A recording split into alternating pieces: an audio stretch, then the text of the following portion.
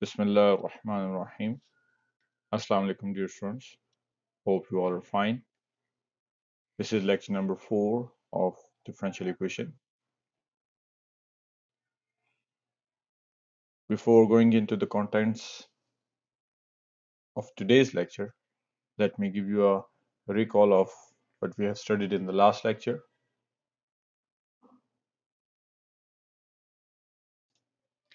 In the last lecture, we studied the type of differential equation that is named as a separable differential equation.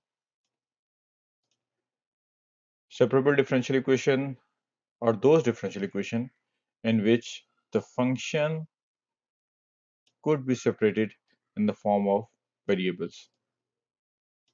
According to the variables, function could be separated. After that, we can split the differential and its function, derivative of y and the function of y on the one side of the equation, and the function of x and its differential on the other side.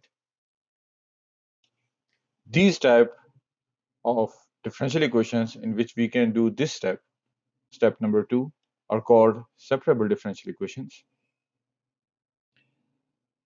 After doing this step, what we have to do is to integrate the left hand side and the right hand side, integrating both sides with their respective variables. The function of y after integrating will be capital G of y, and the function of x after integrating will be capital H of x. इसका variable small y है, इसका variable small x है. इस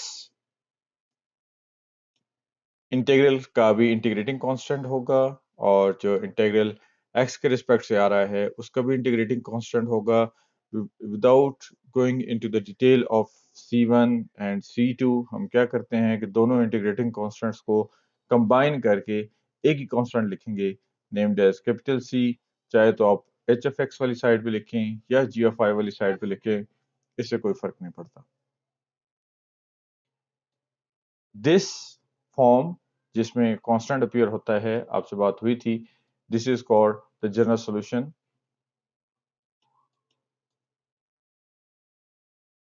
of the differential equation. This is the general solution of a differential equation where different values of C are representing the families represented by capital F, different families of the solution for the differential equation जिसका ये solution है. अब अगर ऐसा हो कि हमारे पास इनिशियल वैल्यू प्रॉब्लम हो, इनिशियल वैल्यू प्रॉब्लम का मतलब है कि अगर हमारे पास इनिशियल कंडीशंस गिवन हो, then what we have to do is to find the specific value of the C for the said differential equation and initial conditions. वो जो स्पेसिफिक वैल्यू होगी वो यहाँ पर जब भी सब्स्टिट्यूट करेंगे तो ये जो आपका जनरल सॉल्यूशन है, this will no more be a general solution, ये फिर पर्टिकुलर सॉल्यूशन बन जाएगा जिसे हमने P ऑफ S कहा था. ये जो सॉल्यूशन आता है ये सिंपली डिफरेंशियल इक्वेशन का सॉल्यूशन होगा. अलोंग विद इट हम एक और सॉल्यूशन भी फाइंड आउट करते हैं जिसे कहा गया था कांस्टेंट सॉल्यूशन. कांस्टेंट सॉल्यूशन क्या होता है? कांस्टेंट सॉल्यूशन बेसिकली जो भी आपके पास फंक्शन होगा उसमें जब आप y का फंक्शन स्प्लिट कर लेते हैं, तो जो y का फंक्शन होगा after putting it equal to 0, जो वैल्यूज आएंगी that will be the constant values of y for which the equation is satisfied. ये जो वैल्यूज होती हैं y की जिस पे इक्वेशन सेटिस्फाई होता है, इन्हें कांस्टेंट सॉल्यूशन कहते हैं.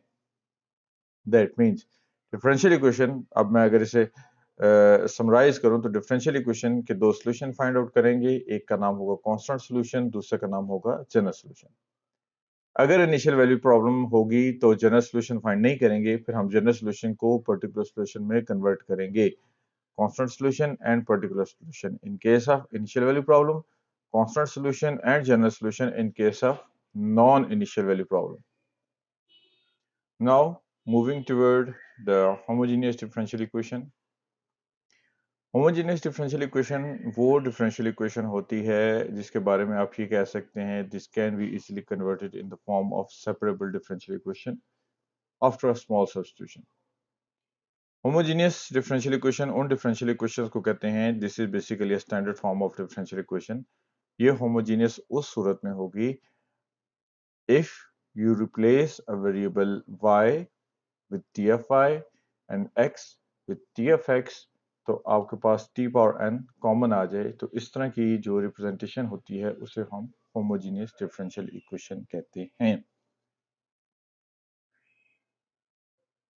In other word, we can say that ये वो डिफरेंशियल इक्वेशन होती है जिसमें degree of each term is same, उसे होमोजेनियस डिफरेंशियल इक्वेशन कहेंगे, जिसके अंदर हर टर्म की जो होल पावर बन रही होगी by adding the power of each variable वो सेम होनी चाहिए, तो हम इसे होमोजेनियस डिफरेंशियल इक्वेशन कहते हैं। एक दो एग्जांपल्स करते हैं, मजीद बातें क्लियर होती जाएंगी कि पहले होमोजेनियस डिफरेंशियल इक्वेशन पहला टारगेट है कि ये बताना होमोजेनियस डिफरेंशियल इक्वेशन कौन सी है और कैसे पता चलता है। सेकंड ऑप्शन इज कि जब होमोजेनियस इक्वेशन ट्रेस हो जाती है कि ये होमोजेनियस डिफरेंशियल इक्वेशन है तो फिर उस डिफरेंशियल इक्वेशन को सेपरेबल में कैसे कन्वर्ट करना है, ये सेकंड स्टेप होगा।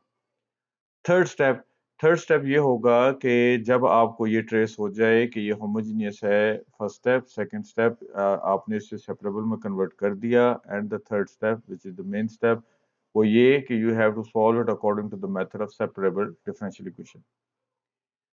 फोर्थ और द फाइनल स्टेप वो होगा कि जब आपके पास सोल्यूशन आ जाए तो फिर आपने जो ओरिजिनल वेरिएबल है, जिन वेरिएबल्स के फॉर्म में क्वेश्चन था, उन वेरिएबल के फॉर्म में वापस रीसब्स्टिट्यूशन करनी है। रीसब्स्टिट्यूशन का मतलब ये होता है कि अगर आपने होमोजेनियस इक्वेशन को कन्वर्ट किया है सेपरेबल में, तो सेपरेबल से जिन वेरिएबल्स में आपने नए वेरिएबल्स इंट्रोड्यूस कराए हैं, जिसे आप इंटीग्रेशन में सब्स्टिट्यूशन कहते थे, जो सब्स्टिट्यूट आपने किया है वेरिएबल, एंड पे जाके उसे रीसब्स्टिट्यूट करके निकालना है बाय, और ओरिजिनल वेरिएबल में वापस आ जाना है। ये ओवरऑल थीम होगी हमारे इस मेथड की। अब पहला स्टेप सीखते हैं कि होमोजेनियस इक्वेशन की पहचान क्या है। Example number 1, determine whether the following functions are homogeneous। अब मैंने आपसे ये कहा था कि होमोजेनियस फंक्शन की डेफिनेशन क्या है या पहचान क्या है। अगर आपके पास ये फंक्शन होमोजेनियस है then the whole equation is called the homogeneous differential equation. ये फंक्शन है, मैंने आपसे ये कहा था कि ये होमोजेनियस इस सूरत में होगा कि अगर उसके अंदर जितने भी वेरिएबल्स हैं उनकी पावर्स ऑलमोस्ट सेम हो, टर्म बाय टर्म। ऊपर वाले वेरिएबल्स के अगर मैं टर्म्स कैलकुलेट करूं, 1 x की पावर 1 है, y की पावर 1 है, तो इस टर्म की पावर हो गई 2। नीचे वाले जो वेरिएबल्स हैं उनकी पावर 2 है। Every variable, every term is of power 2 और ऑफ डिग्री 2। तो ये जो हमारे पास फेनोमेना होता है जिसके अंदर सबकी डिग्री सेम होती है, इसे हम होमोजेनियस डिफरेंशियल इक्वेशन कहते हैं। अब ये क्वेश्चन सॉल्व करते हैं by using the method of T, जो डेफिनेशन लिखी है उस कॉन्सेप्ट को यूज करते हुए। वो कॉन्सेप्ट ये कहता है कि अगर जहां पर y लिखा है वहां पर आप टी एफ वाई पुट कर दें, जहां पर x लिखा है वहां पर टी एफ एक्स पुट कर दें।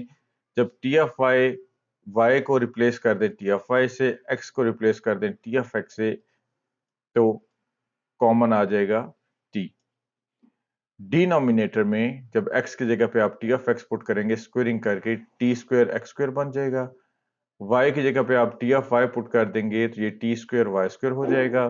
जब दोनों में से टी स्क्वेयर आप कॉमन ले लें और ये टी कैंसिल हो जाए, तो ये जो फिनोमेना होता है, अगर वही फंक्शन आपके पास वापस आ जाए जो ओरिजिनल फंक्शन था, then we say that this is a homogeneous differential equation, homogeneous function. तो कोई भी डिफरेंशियल इक्वेशन जिसके अंदर होमोजेनियस फंक्शन यूज होता है उसे होमोजेनियस डिफरेंशियल इक्वेशन कहते हैं।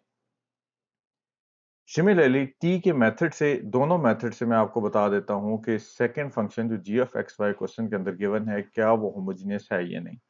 पहला मेथड, मैं x की पावर क्या है 2, y की पावर क्या है 1, सो नोमिनेटर की पावर होल हो गई 3, डिग्री 3 हो गई।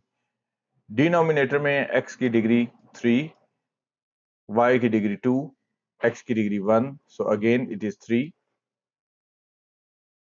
ये भी 3, ये भी 3, ये भी 3, everything is of the same degree, then we can say that g of x is a homogeneous function. अब आते हैं t वाले मेथड पे। आप जो मर्जी कोई भी एक अप्लाई कर लें, हमें उससे कोई कंसर्न नहीं कि कौन सा मेथड अप्लाई करते हैं। आप जिससे आपको काम आसान लगे आप वो मेथड अडॉप्ट करें। सेकेंड मेथड ये कहता है कि जहां पर x लिखा है वहां पर t of x पुट कर दें, जहां पर y लिखा है वहां पर t of y पुट कर दें। नोमिनेटर से जो t कॉमन आएगा that will B t cube. Denominator में जब आप x के जगह t of x पुट करेंगे तो t क्यूब बनेगा। यहाँ पर जब t पुट करेंगे y के साथ और x के साथ आपके पास अगेन t क्यूब बनेगा। अगर आपके पास कॉमन लेने वाली टर्म सेम आ जाए और t एलिमिनेट हो जाए तो इसका मतलब ये होता है the function is a homogeneous function, it is same as that of the question. अगर ऐसा हो जाए देन दिस फंक्शन g जो कि गिवन था is a homogeneous function. Therefore, the second function is also homogeneous, hence the differential equation, the both differential equation containing the homogeneous functions are called the homogeneous differential equations. ये वो पहला step है जो आपने homogeneous differential equation के बारे में करना है। ये जस्ट चेक करना है कि जो फंक्शन बनेगा वो होमोजीनियस है या नहीं। अगर फंक्शन होमोजीनियस है तो फिर आपने उसे सेपरेबल में कन्वर्ट करना है, क्योंकि होमोजीनियस इक्वेशन सेपरेबल में कन्वर्टेबल होती हैं। ठीक है, अब वो आगे की तरफ मूव करते हैं। अब वो स्टेप को सीखने की कोशिश करते हैं। वो स्टेप क्या है? That step will be called as the method of solution. वो स्टेप ये है कि अगर आपके पास एक डिफरेंशियल इक्वेशन आपने ट्रेस कर ली कि ये होमोजीनियस है, ये पहला स्टेप आपने कर लिया कि ये होमोजीनियस है, then what you have to do,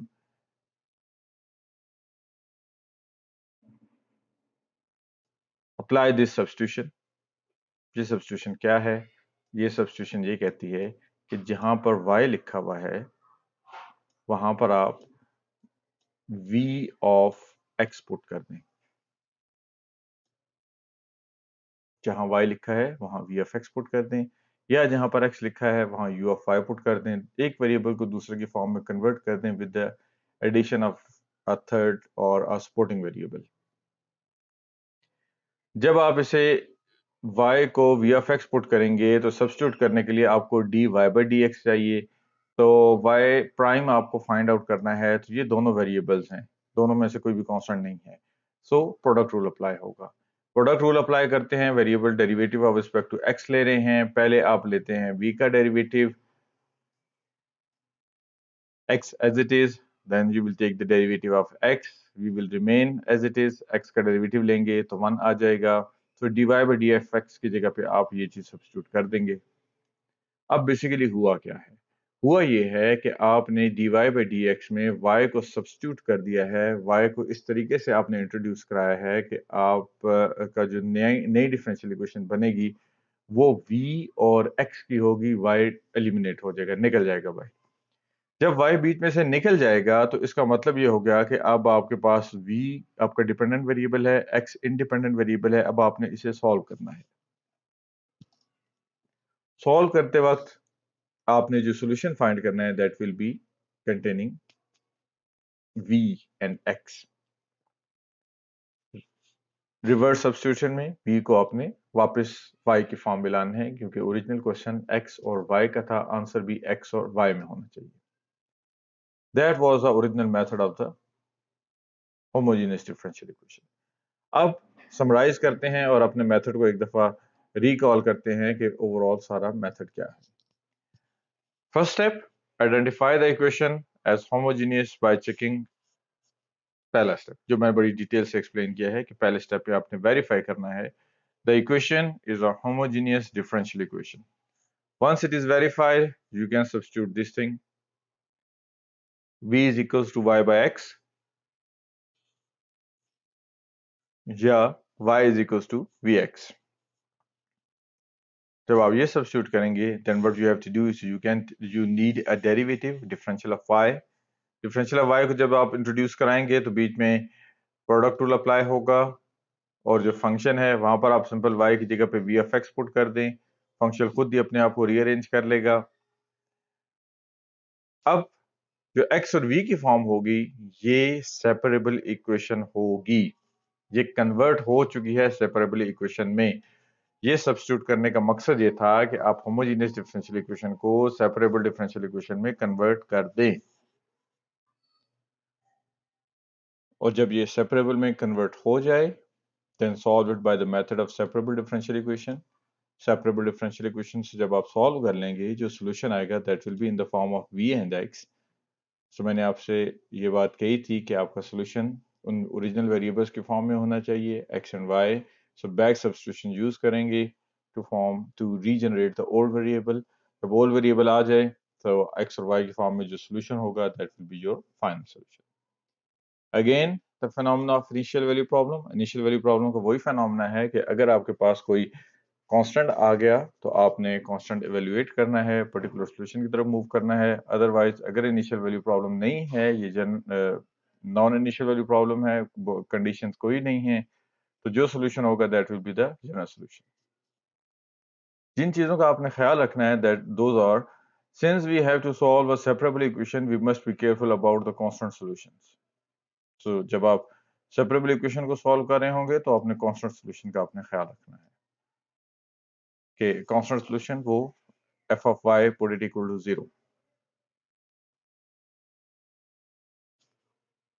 If the substitution y is equal to v of x does not reduce the equation to separable form, then the equation is not homogeneous.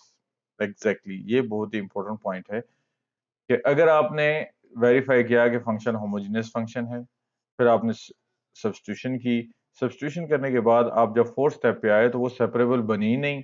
अगर separable नहीं बनी तो इसका मतलब ये है कि ऊपर जो आप ये क्लेम कर रहे हैं कि वो होमोजेनियस है, तो उसमें चेक करें कि कोई गलती हो गई है, वो होमोजेनियस नहीं थी। इसका मतलब ये है there is something wrong in your calculation और देयर वेंट समथिंग रॉन्ग। वो आप रीचेक करें जो भी आपने कैलकुलेशंस की हैं सारी, तो जो ऊपर आपने क्लेम किया है कि वो होमोजेनियस है, वो होमोजेनियस नहीं थी।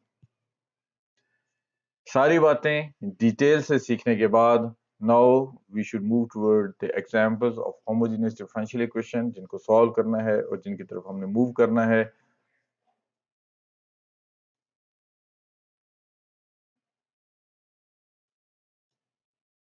Example, solve the differential equation. अगर इस डिफरेंशियल इक्वेशन को आप देखें तो ये आपके पास सिंपल कौन सी फॉर्म गिवन है, it is simple dy by dx is equal to f of x, f of xy। जी गिवन है f of xy होमोजेनियस हुआ तो डिफरेंशियल इक्वेशन होमोजेनियस है, f of xy होमोजेनियस ना हुआ तो डिफरेंशियल इक्वेशन भी होमोजेनियस नहीं है। f of xy मैंने आपसे ये कहा था कि f of x को वेरीफाई करने के लिए क्या करना है कि जो वेरिएबल आ रहा है हर टर्म के अंदर उसकी डिग्री चेक करनी है, इसकी 1 है, y की डिग्री 1 है, इधर भी 1 है, इधर भी 1 है। अब आप इसे t के मेथड से करना चाहें तो बेशक करें, you will get a same answer in all directions, hence the equation is a homogeneous differential equation. Once you are done with it, the equation is a homogeneous equation. Next you have to move toward the substitution, or what substitution थी, v is equals to y by x, or you can say y is equals to vx. dy by dx को आपने replace करना है, तो dy by dx को replace करने के लिए what you need is y prime,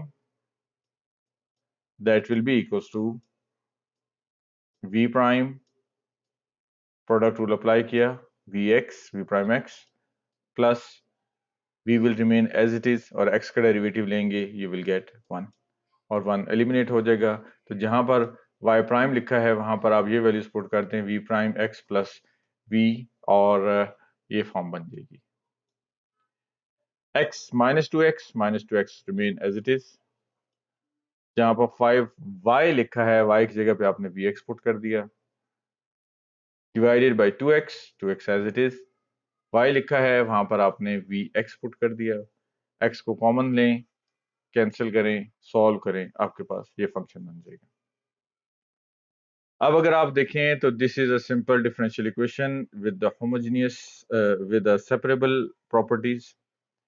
separable properties का मतलब ये है कि वो होमोजीनियस है जो सेपरेट हो जाएंगे, जिसमें एक्स और वाई, एक्स और डिपेंडेंट इंडिपेंडेंट दोनों अलग हो जाएंगे। अगर इसे अरेंज करूं मैं, v दूसरी तरफ जाता है, x भी दूसरी तरफ जाता है, तो ये मेरे पास नई फर्स्ट ऑर्डर डिफरेंशियल इक्वेशन बन चुकी है। This is a separable. At this stage please refer to the question. जो आपको इंपॉर्टेंट पॉइंट्स बताए गए थे, दो जिसका ख्याल रखना था, उनको आपने माइंड में रखना है। v वाले वेरिएबल एक साइड पे कर देते हैं, dx वाले वेरिएबल दूसरी साइड पे कर लेते हैं, सॉल्व करते हैं। आई होप सो कि आप ये इंटीग्रेशन में आपको प्रॉब्लम नहीं होगा। अगर इनकेस प्रॉब्लम होता भी है तो आप क्या करें कि ये पार्शियल फ्रैक्शन के मेथड से हुआ है, मैं आपको बता देता हूँ, बाकी थोड़ा सा आप देख लीजिएगा।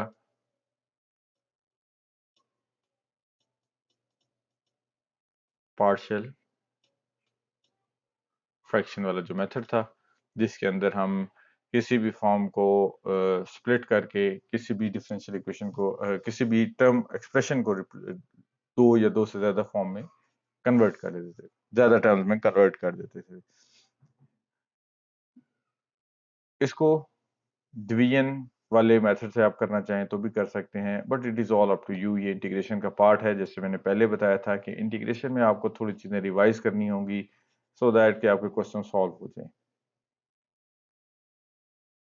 पार्शियल फ्रैक्शन को लास्ट में रिवाइज कर लें, इंटीग्रेशन की चाहे तो सेकंड ईयर उठा लें, otherwise you can pick the calculus book.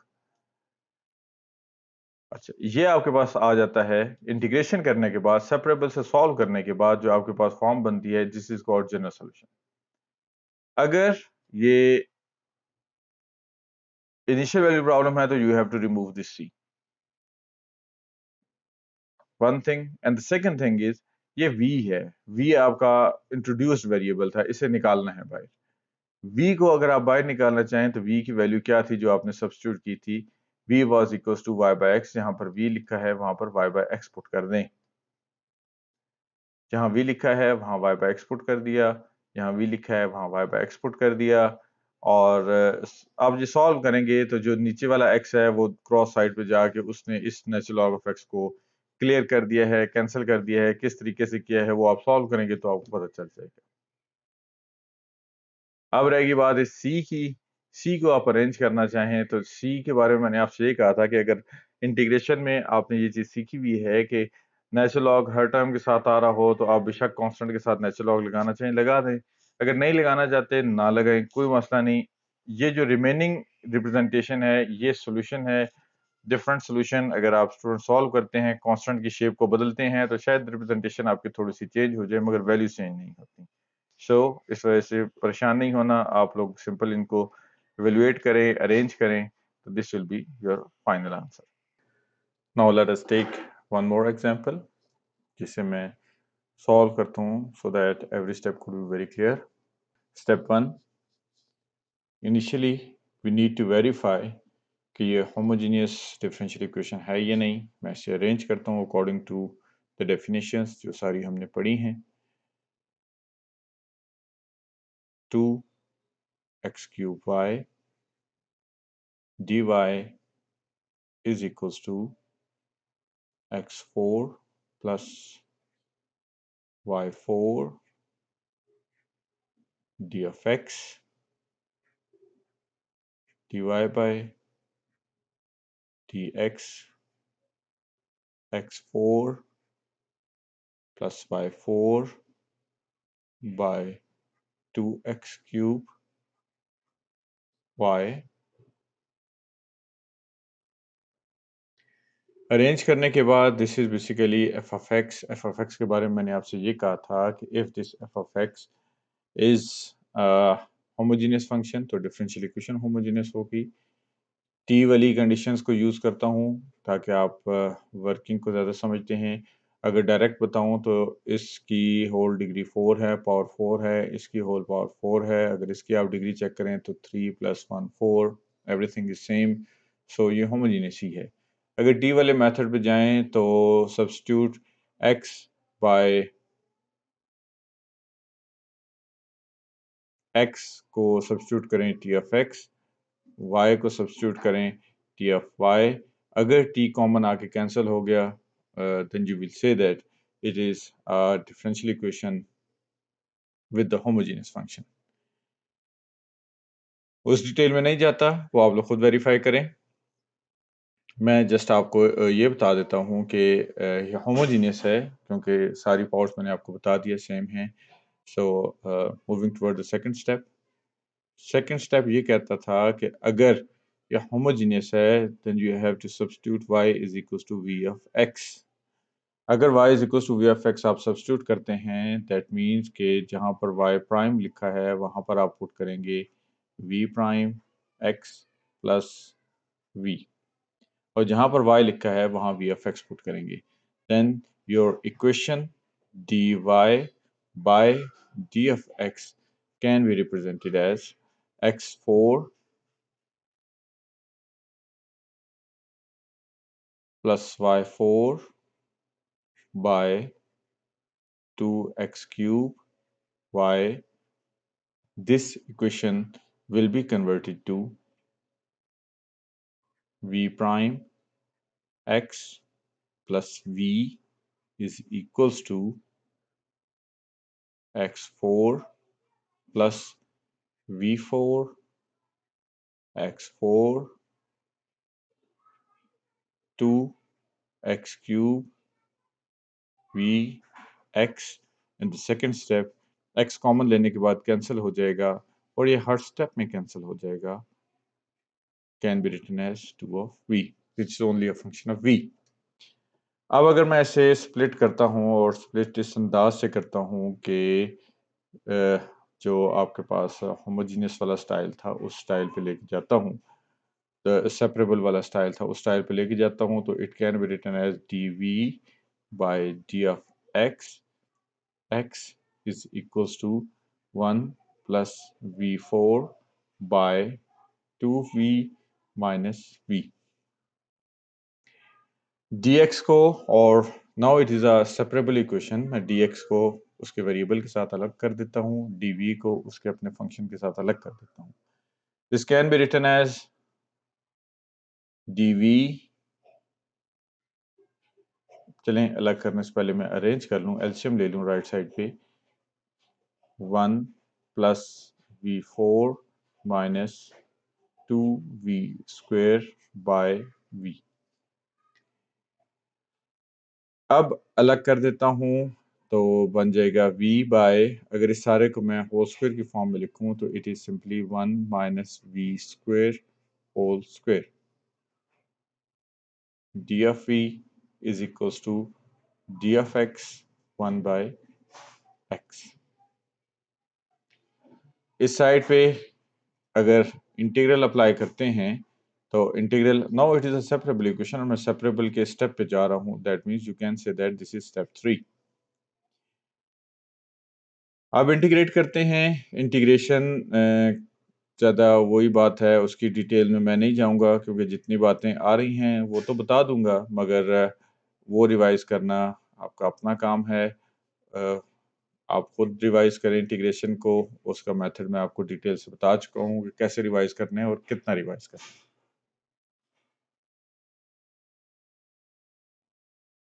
This is a function, polynomial function with the power negative -2।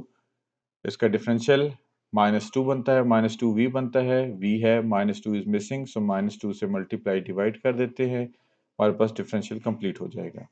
Once differential is complete so we can apply the power rule. Power rule आपको ये कहता है कि 1 minus v square power -2 plus 1 is equals to x, derivative ऊपर 1 मौजूद है, so it can be written as natural log of mod of x plus the constant of integration. दोनों का इंटीग्रेशन कांस्टेंट है मगर हम उनमें से एक जनरल कांस्टेंट लिख लेते हैं। So this is the final solution of separable equation.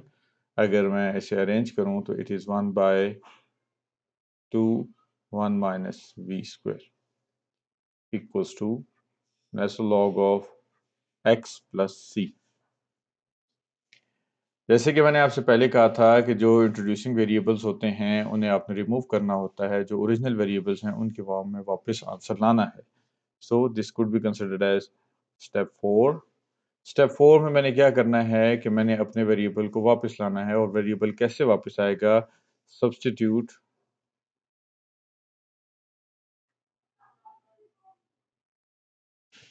v is equals to y by x। v is equals to y by x, तो आप जब वैल्यूज पुट करेंगे -1 बाय 2 1 माइनस v की जगह पे आ जाएगा y square by x square is equals to natural log of mod of x plus c. ये आपके पास फंक्शन बन जाता है जो कि इस वक्त एक्स और वाई के फॉर्म में है, और simply you can apply it. तो ये आपका जनरल सोल्यूशन है इन the form for this differential equation.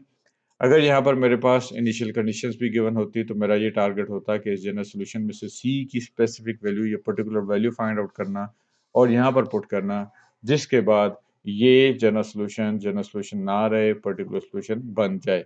अब मैं क्या करता हूँ कि मैं इसको सारे को अरेंज करके यूँ लिखता हूँ कि it can be written as जो सिंप्लीफिकेशन होती है, it is always considered as the part of a solution.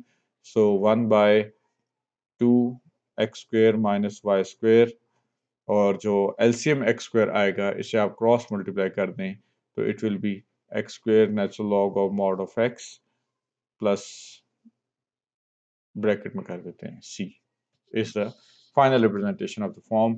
So this is the final solution of the differential equation, homogeneous differential equation.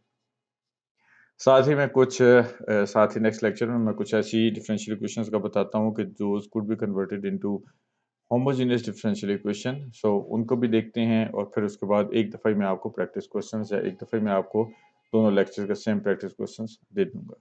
Thank you very much. अपना